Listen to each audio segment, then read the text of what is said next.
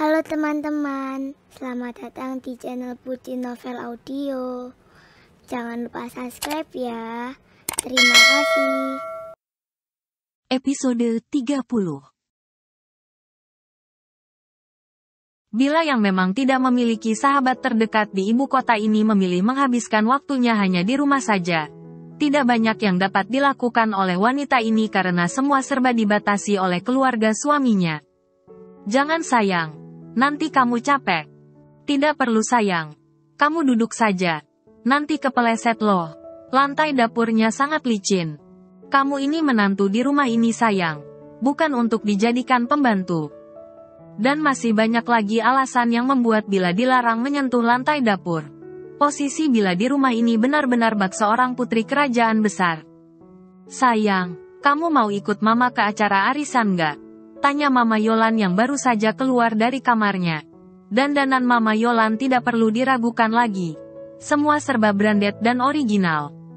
Nggak deh Ma, Bila di rumah aja. Tolak Bila dengan halus. Kenapa? Kamu lagi sakit? Tanya Mama Yolan lalu meletakkan punggung tangannya di kepala Bila. Nggak kok Ma, cuman lagi capek aja. Kayaknya Bila butuh waktu untuk istirahat sejenak. Jawab Bila ngarang. Wanita ini sudah malas ikut mama mertua karena merasa terganggu dengan kehebohan geng arisan mama mertuanya. Selain itu kerjaan mereka hanya menghibahkan orang yang sedang tidak ikut hari itu. Semua penampilan orang tidak luput dari nyinyiran kelompok sosialita itu. Oh, ya sudah, mama pergi dulu ya. Kamu tidur lagi aja kalau masih ngantuk. Ucap Mama Yolan langsung mengecup pipi menantu kesayangannya. Iya Ma, hati-hati ya. Jangan lupa pulang. Seloroh Bila sengaja ingin membuat mama mertuanya marah. Kalau kamu ada di rumah ini, mama pastikan akan selalu pulang demi melihat menantu kesayangan mama.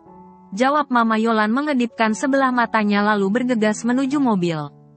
Lah, kok nggak tersinggung atau marah gitu? Ucap Bila lirih tetapi masih bisa didengar oleh Bimarni yang baru saja datang dari belakang. Nona muda, sapa Bimarni sambil menepuk pelan bahu Bila.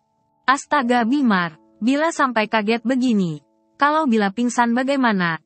Ucap Bila sambil mengelus dadanya yang sedang jedak-jeduk. Palingan bibi kena omel dan dipecat langsung sama nyonya besar. Karena nyonya besar sangat menyayangi nona muda. Beber Bimarni menjelaskan. Ngaco deh bibi. Sahut Bila tidak yakin. Yah, nona muda kan segalanya untuk nyonya besar.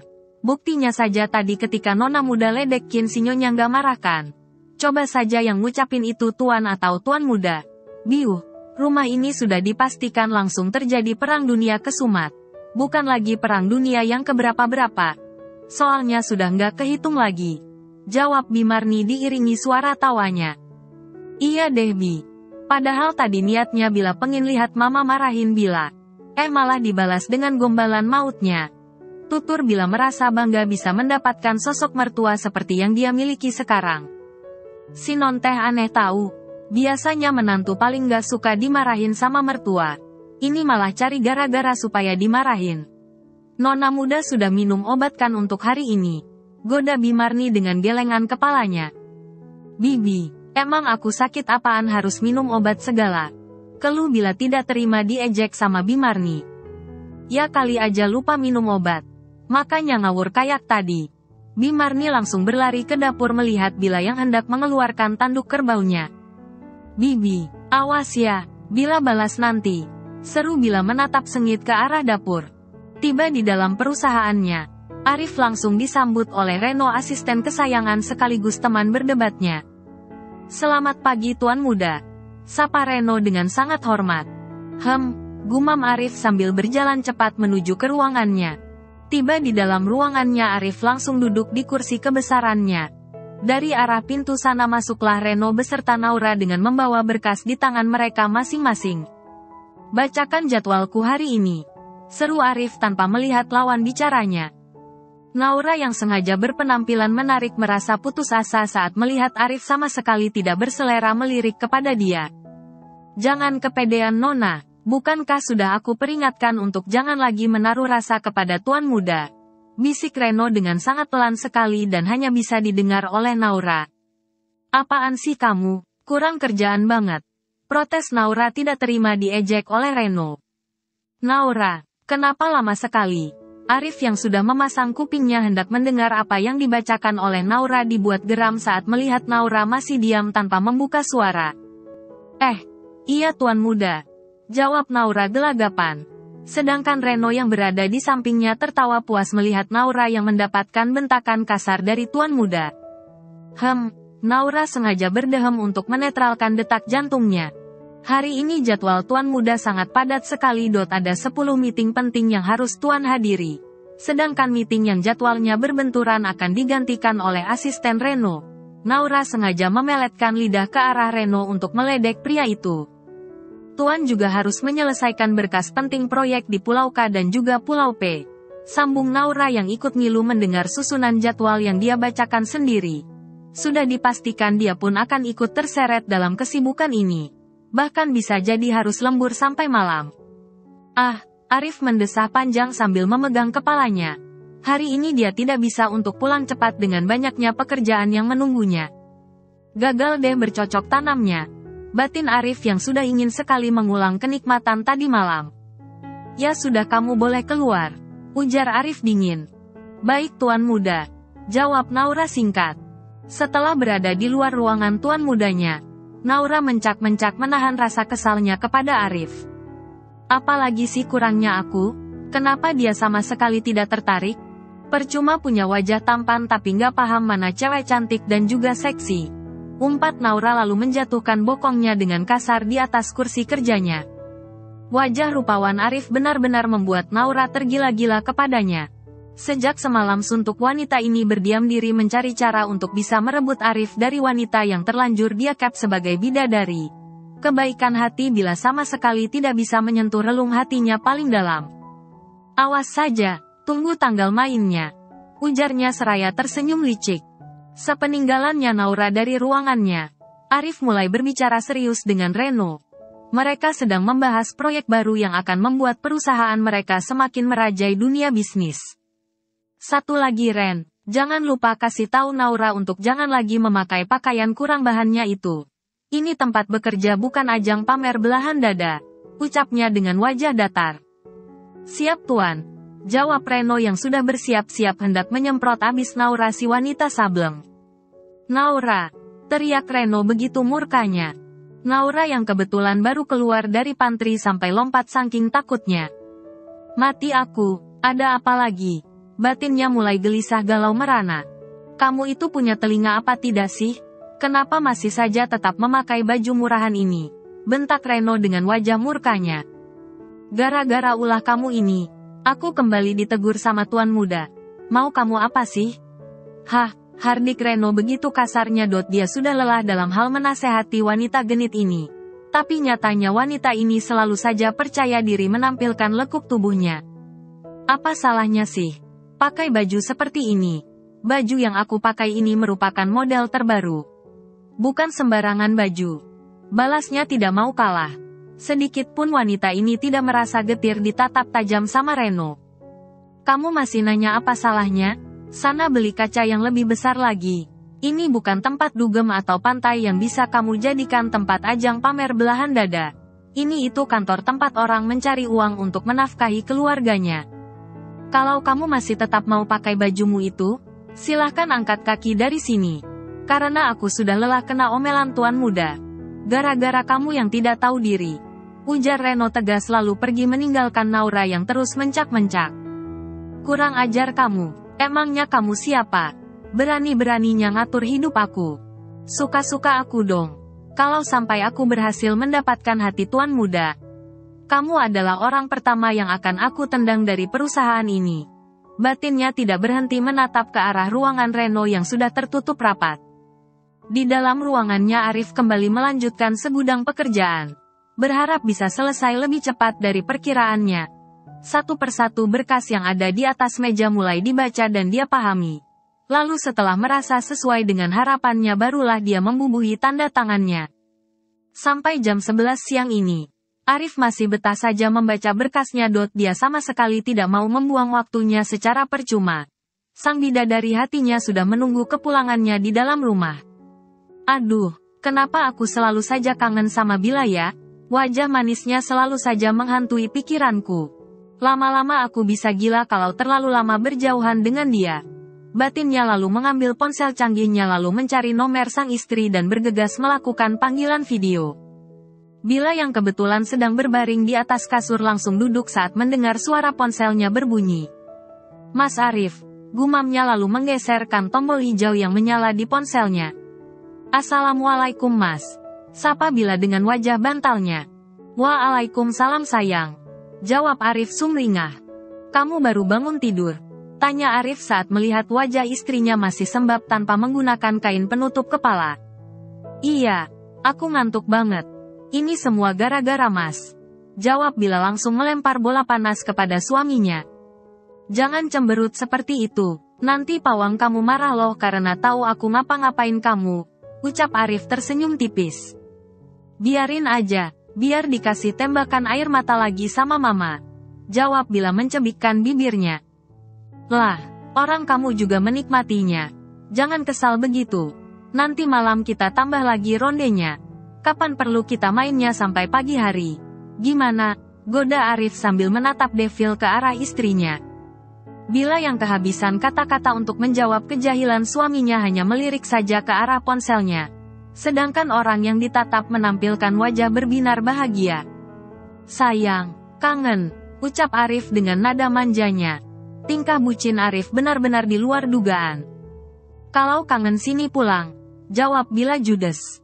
Nggak bisa sekarang sayang, kerjaan aku lagi banyak banget sebentar lagi mau ada meeting. Kayaknya hari ini aku pulang telat deh. Kamu nggak apa-apa kan tinggal sendirian? Tanya Arif seolah-olah Bila tidak terbiasa dengan suasana sepi rumah ini. Ya nggak apa-apa. Biasanya juga seperti ini. Mas jangan lupa makan dan minum yang secukupnya. Balas Bila mengingatkan. Punya suami super sibuk harus membuat Bila pandai mengatur emosi dan juga kesabarannya. Iya sayang. Akan aku ingat pesan kamu. Gimana kalau kamu aja yang datang ke kantor sayang? Aku lemes banget kalau nggak lihat wajah kamu. Tutur Arif tidak kehabisan akal mencari cara agar dia bisa berdekatan dengan istrinya. Wangi aroma tubuh Bila benar-benar memabukkan untuk pria dingin ini. Apa-apaan sih mas? Kayak anak kecil saja deh. Sejak kapan aku punya suami lebay kayak gini? Heran deh. Orang dinginnya kayak beruang kutub kok bisa lebay juga ya? Ucap Bila lirih langsung membuat Arif terpingkal-pingkal dibuatnya. Lebay aku ini hanya untuk kamu seorang sayang. Kalau sama yang lain, aku nggak akan mau. Jawab Arif. Ya terserah kamu sajalah mas. Awas saja kalau sampai aku tahu kamu berani lebay sama wanita lain. Aku pastikan ular pitonmu itu tidak akan bisa berdiri lagi setelah itu. Ancam Bila sungguh sangat menakutkan. Ya elah sayang. Nggak percayaan amat sama suami. Kamu jadikan datang ke sini. Tanya Arif pura-pura memastikan. Enggak, aku masih capek. Nanti kalau aku kesana yang ada aku malah digarap lagi sama kamu yang mesumnya tingkat ibu kota. Ujar Bila santai. Sedangkan tubuh dan raganya masih betah bermalas-malasan di atas ranjangnya. Kangen sayang, aku nggak bisa konsentrasi kerja. Ya sudah sini pulang aja. Aku capek. Mau tidur lagi. Sana kerja lagi. Katanya lagi sibuk banget. Ya udah deh, tapi malam tungguin aku pulang ya. Jangan tidur duluan. Aku mau minta double ya. Ucap Arif lalu mengecup dari jauh pipi Bila. Ish mesum banget deh.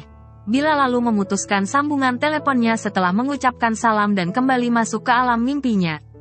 Reno yang sejak tadi sudah berdiri di depan mejanya hanya bisa mencebik kesal melihat tingkah tuan mudanya. Sudah setengah jam lebih dia menunggu tetapi pria yang berada di depannya malah asyik mengobrol mesra-mesraan dengan istrinya. Maaf tuan, semuanya sudah siap di ruang meeting. Ujar Reno mengingatkan kembali. Sekarang, tanya Arif tidak yakin. Pasalnya dia masih memiliki banyak pekerjaan penting. Tetapi harus terganggu dengan jam meeting yang datang begitu cepat. Iya tuan, ini sudah sesuai dengan jadwal yang kita sepakati kemarin. Jawab Reno pelan tapi cukup mempan untuk menyadarkan Arif. Baiklah, padahal pekerjaan aku masih banyak sekali. Gumamnya lirih lalu berdiri untuk bersiap-siap menuju ruang meeting. Gimana mau selesai itu pekerjaan? Orang bucin begini. Tiap menit selalu saja menelpon istrinya. Padahal kan masih bisa bertemu kalau sampai di rumah nanti. Mau aku tegur takut ngamuk. Nelponnya nggak pernah bisa sebentar. Sampai habis waktu 2 jam. Umpat Reno menyindir tuan mudanya yang suka lupa waktu kalau sudah menyangkut istri tercintanya. Malam ini Arif benar-benar dipaksa harus lembur dengan setumpuk pekerjaan yang sudah menantinya. Dia hanya ditemani oleh sekretarisnya yang bernama Naura. Sedangkan Reno sudah keluar dari kantornya beberapa menit yang lalu. Bukan untuk pulang ke rumahnya, tetapi pria lajang itu harus menghadiri meeting penting dengan salah satu rekan kerja tuan mudanya. Semua karyawan perusahaan ini sudah habis pulang karena jam sudah menunjukkan pukul 22 waktu Indonesia Barat. Arif sebenarnya terpaksa meminta bantuan Naura karena sudah tidak ada lagi yang bisa dia minta bantuan. Pekerjaannya sedang banyak dan tidak mungkin dikerjakan sendirian. Naura bersorak gembira saat mengetahui jika hanya ada mereka berdua di dalam perusahaan ini. Naura mulai memikirkan rencana untuk mengikat Arif. Wanita ini sengaja pergi ke pantry berpura-pura perhatian membuatkan kopi untuk Arif. Padahal di dalam benaknya wanita ini sudah memiliki rencana terselubung yang akan membuat dia sangat bahagia. Naura terus mengaduk kopi hitam itu sambil menaburi satu plastik kecil serbuk putih yang dia ambil dari dalam tasnya. Dia sengaja memasukkannya dalam jumlah yang banyak ke dalam kopi ini sambil tersenyum sinis. Sebentar lagi, kamu akan menjadi milikku seutuhnya, sayang. Dan aku pastikan kamu akan selalu berada di bawah pengaruhku.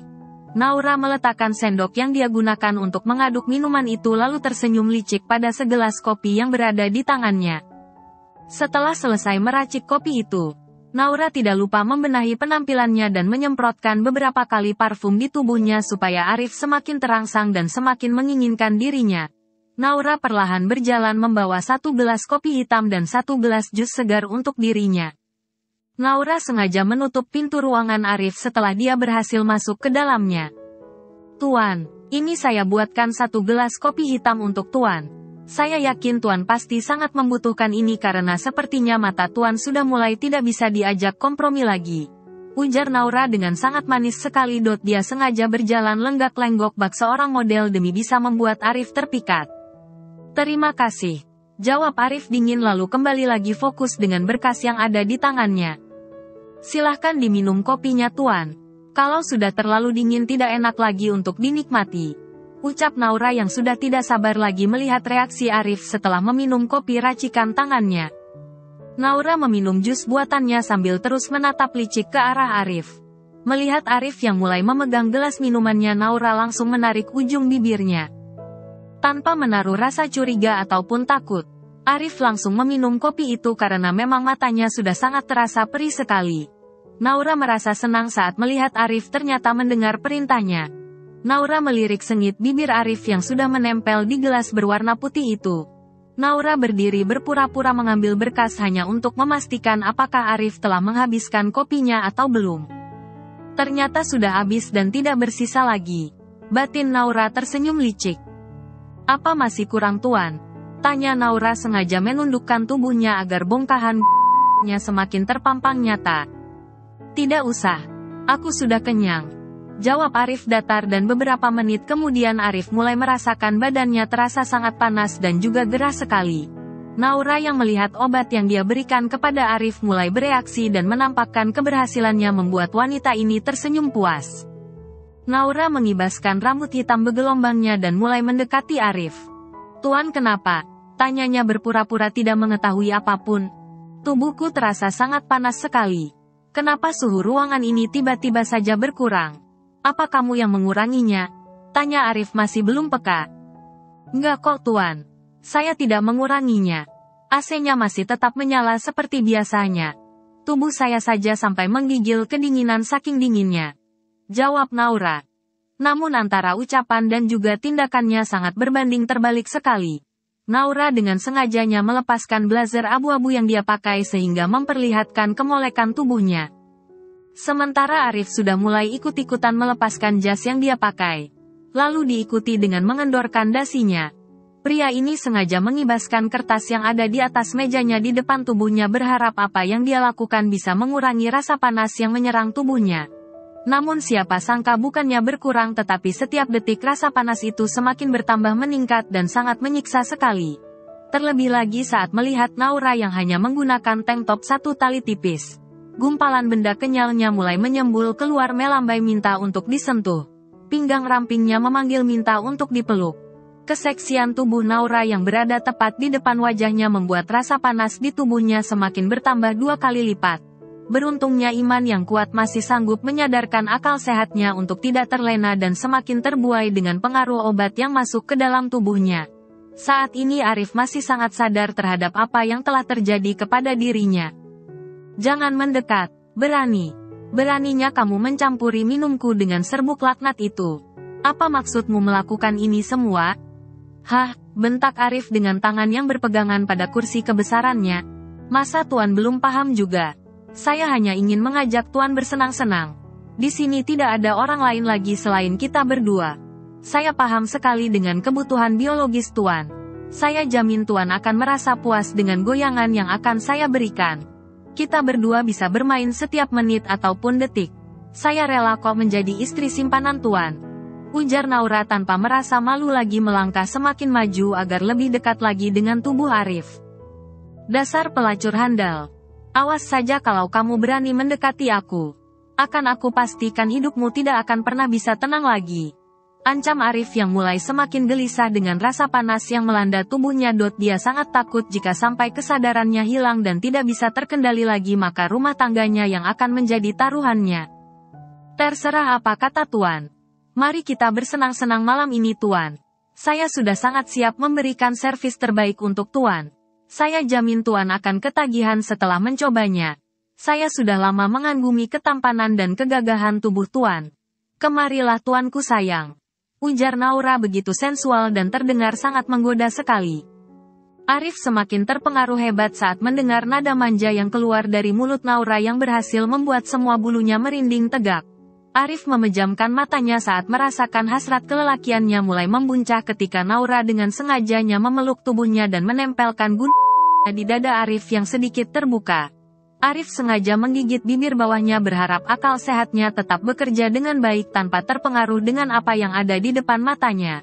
Arif berusaha keras mengumpulkan seluruh tenaganya dan melepaskan paksa tubuh Naura dari depan tubuhnya dengan sangat brutal sekali. Sehingga membuat Naura terlempar sangat jauh bahkan sampai membentur tembok. Sayang, jangan seperti ini. Ayo kita pindah ke kamar saja. Ucap Naura begitu ambisiusnya. Sayang, kamu mau kemana? Teriak Naura saat melihat Arif mengabaikannya dan sedang memegang gagang pintu. Sayang sentuhlah aku. Sampai kamu puas dan tidak sanggup lagi untuk berpaling. Teriak Naura saat melihat Arif mulai membuka kunci pintu yang sengaja ditutup tetapi malah lupa menyimpannya. Kepalanya yang masih terasa sakit terkena benturan tembok, membuat Naura kesulitan untuk mengejar langkah Arif. Yang, teriak dia lagi dengan rasa frustasinya saat merasa rencananya sudah menemui kata gagal. Sial, kenapa juga aku lupa membuang kuncinya? Dasar bodoh. Umpatnya berusaha menggerakkan tubuhnya yang terasa sakit sekali. Aku sudah bertindak sejauh ini. Aku nggak boleh gagal dan kehilangan kesempatan emas ini. Batinnya memejamkan mata sambil menggigit bibirnya menahan rasa sakit yang menjalar di sekujur tubuhnya. Ayolah badan, jalan. Jangan diam aja. Naura berusaha mengayunkan kaki setelah cukup lama berdiam diri menenangkan tubuhnya. Arif setengah berlari dari ruangannya menuju lantai bawah. Dia bahkan lupa membawa dompet ataupun ponselnya yang tergeletak di atas meja kerjanya. Bersambung dulu ya teman-teman.